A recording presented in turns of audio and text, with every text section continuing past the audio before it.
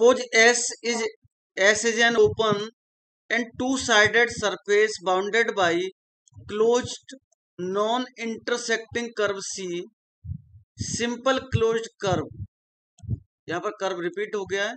Simple closed curve transferred in the positive direction and A vector is the vector function of position with continuous derivatives, then the integral over the curve C a vector dot dr vector is equal to double integration over the surface f del cross a vector into n dot ds is equal to double integral over the surface f del cross a vector into ds vector. चाहे तो आप second वाला integration use करिए या फिर third वाला. इसकी value आप ऐसा समझिए, ये वैल्यू यूज कर सकते हैं और आपको लगता है तो ये वैल्यूज को ऐसे इक्वल भी बता सकते हैं. दोनों का मीनिंग एक ही है. ये वैल्यू और ये वैल्यू में थोड़ा सा डिफरेंस है. ठीक. सो अब इस पर इसका स्टेटमेंट अगर आपको पता है, इसके बेस पर आपको क्वेश्चंस करने रहेंगे और हो सकता है स्टेटमेंट बेस से ये क्वेश्चन आ जाए कि ये थ्योरम का स्टेटमेंट लिखा होगा और आपको नेम सेलेक्ट करना होगा कि कौन सी थ्योरम है. सो क्वेश्चन आता है इसमें. First question, verify Stokes theorem when f vector equal to 2x minus y i minus by z square j minus y square z k where capital S is upper half surface of sphere x square plus y square plus z square equal to 1 and C is the boundary. आपको ये language पढ़ने के बाद पता चल रहा होगा कि upper half surface of sphere की जो बात कर रहे हैं वो स्फीयर क्या हो सकता है. ठीक.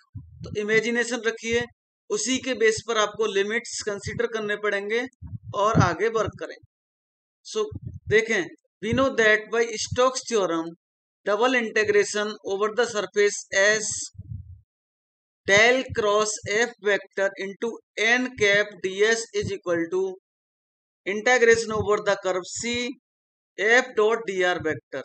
ये रिलेशन लिखा आपने स्टोक्स थ्योरम के स्टेटमेंट के बेस पर and I call it this is equation number 1.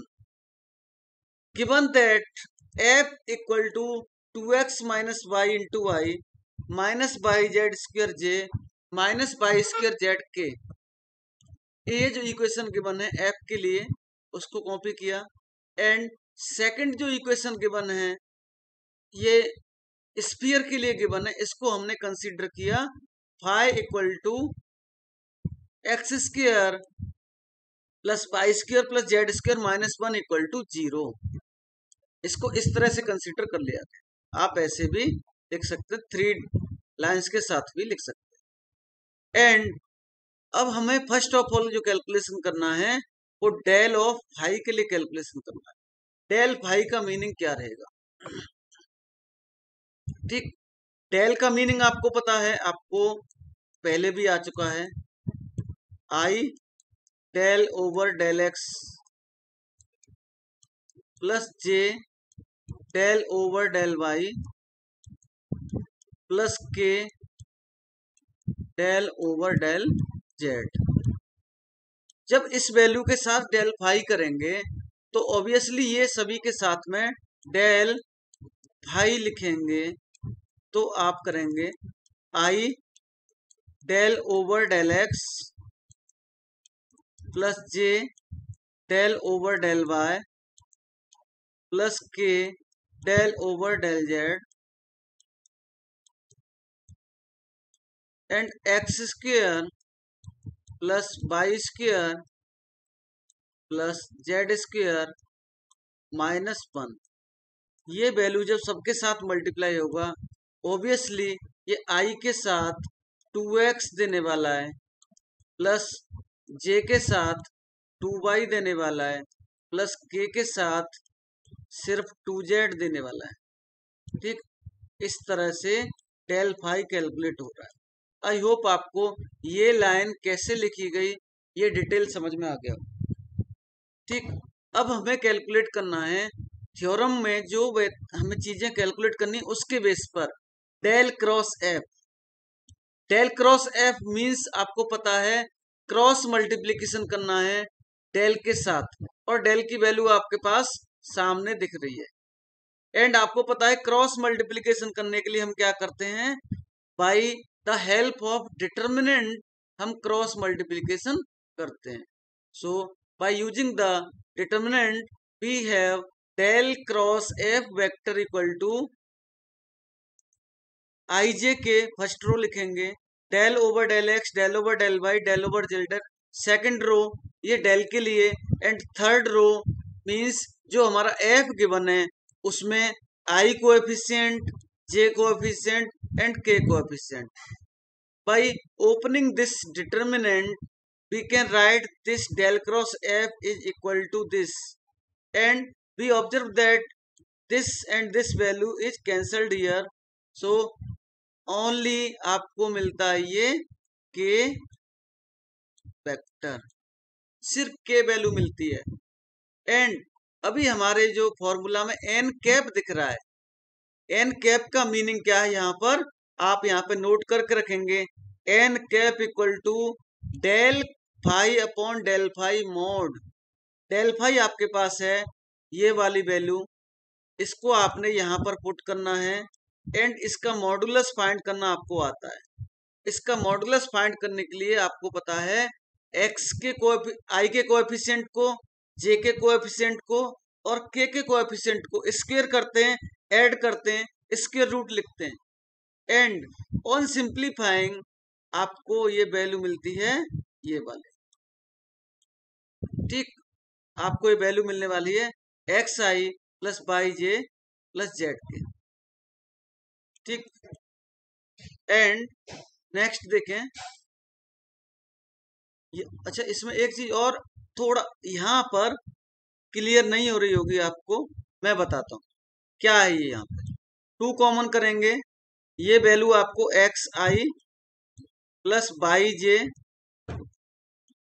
Plus Z के किया आपने।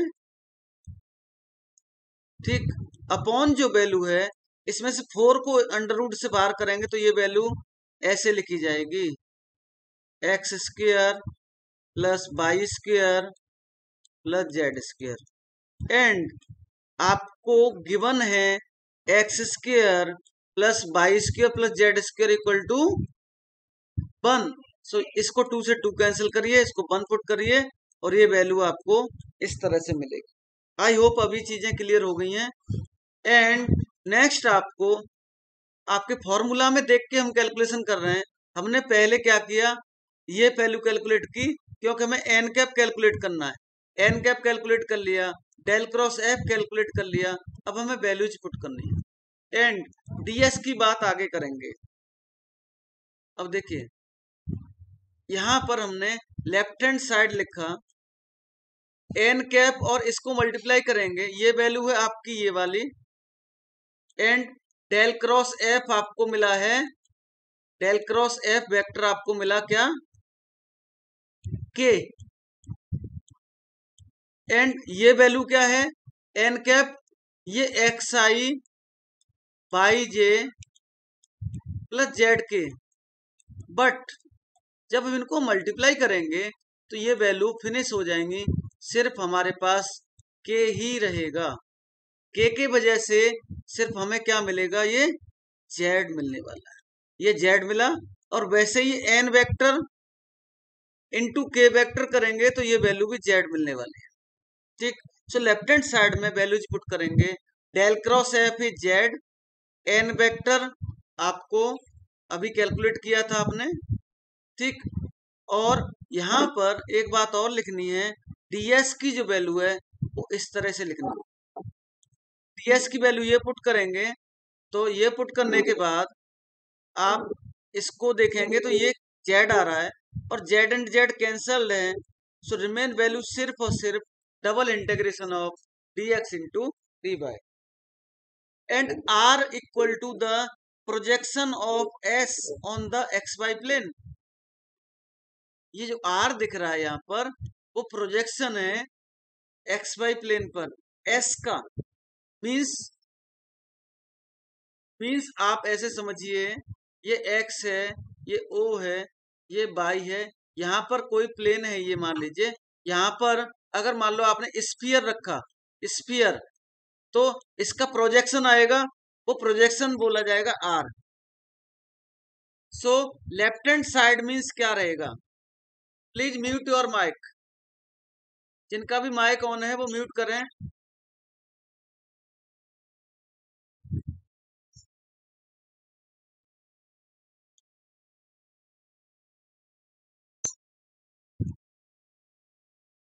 ध्यान दें, यहाँ पर एक चीज और समझने वाली है कि आर तो प्रोजेक्शन लिख दिया, but what is the value of this? ध्यान दें, यहाँ पर हमने मान लीजिए एक स्फीयर रखा, स्फीयर रखेंगे, आपको पता है वो स्फीयर जब यहाँ टच करेगा, ये स्फीयर जब टच करेगा तो आपको यहाँ पर एक सर्कल मिलेगा। सर्कल वो यूनिट सर्कल होगा, and area of circle is given by pi R square. But circle तो यूनिट है, सो रेडियस 1 है, सो ये मिलता है आपको पाई। सो हमने यहाँ पर पाई लिखा, ये इक्वेशन 2 नोट करके रख लिया। आगे देखिए, ये जो वैल्यू आपकी इक्वेशन, ये पाई आ गई। आगे देखें, now C is the boundary of upper of sphere which of इस सर्कल, क्योंकि सर्कल मिला तो X square plus Y square equal to 1 मिलने वाला है, क्योंकि हम एक्स वाई प्लेन पर बात कर रहे हैं। जेड की वैल्यू 0 रहेगी, क्योंकि 2 डायमेंशन की बात कर रहे हैं। अब जेड इक्वल टू 0 है तो डी जेड इज ऑब्वियसली 0 मिलने वाला है। सो नेक्स्ट देखें, अब आपको पता चल गया कि आपको जो 3 डायमेंशन का क्वेश्चन था वो 2 डायमेंशन में कन्वर्ट हो गया। सो आप इसको पैरामेट्रिक में कन्वर्ट कर सकते हैं। So we have x equal to cos t, y equal to sin t, and t is lying between to 0 to 2 pi. Circle में आपको पता है 0 टू 2 पाई जाना पड़ता है, ठीक। So on X Y plane f dot D R की जो वैल्यू मिलने वाली है 2x minus Y into D X मिलने वाली है। x equal to cos t, y equal to sin t, and dx equal to minus sin t dt।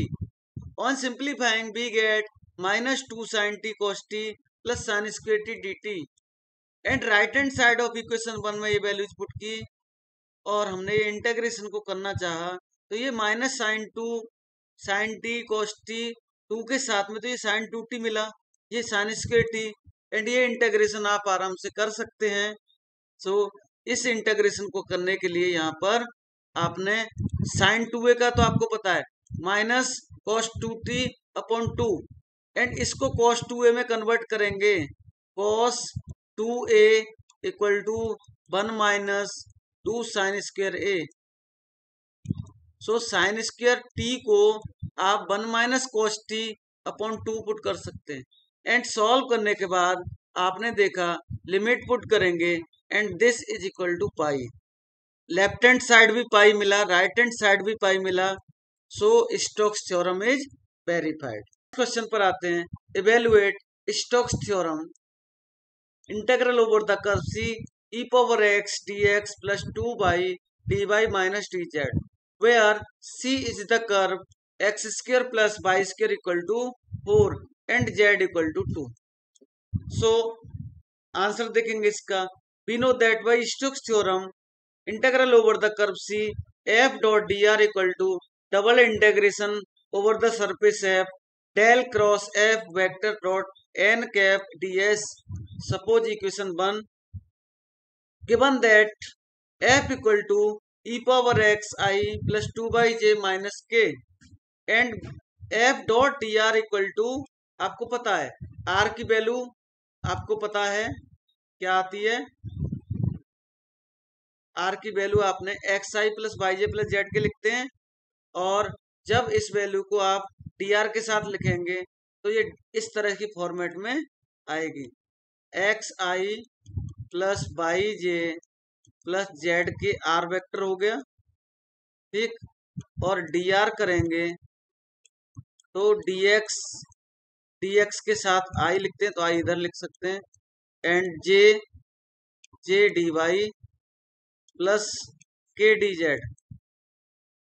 ठीक, इस तरह से ये वैल्यू लिखी, और जब इसमें मल्टीप्लाई करेंगे तो एफ डॉट डी आर की वैल्यू ये मिलेगी। डेल क्रॉस एफ कैलकुलेट करना है, सो आपको डिटरमिनेंट पता है, इसकी वैल्यू 0 आती है। 0 आने से क्या फायदा हो गया, बहुत ही इजी वैल्यू आ गई आपकी, ये 0 हो गया, राइट हैंड साइड 0 हो गई, राइट हैंड साइड 0 हो गई, बट लेफ्ट हैंड साइड का क्या करें। लेफ्ट हैंड साइड ये है, इसमें ये वैल्यू पुट करेंगे और इक्वल टू 0। ठीक, तो यहां से ये आंसर आ गया। ये इंटेग्रल आपका क्या आ गया, ये वैल्यू इक्वल टू 0 आ गई। समझ में आ गया होगा भाई। ये इंटेग्रल हमारा लेफ्ट हैंड साइड ये थी, ये वैल्यू कैलकुलेट की, ये तो 0 आ गया, इसमें कोई डाउट नहीं है। अब ये लेफ्ट हैंड साइड थी, एफ डॉट डी आर की वैल्यू पुट की, ये वाली यहाँ पर, इस वैल्यू को यहाँ पर पुट करेंगे, और इसको हमने ये लिखा, इस वैल्यू को, और इसकी राइट हैंड साइड 0 आ गई, तो ये रिजल्ट 0 हो गया। Is the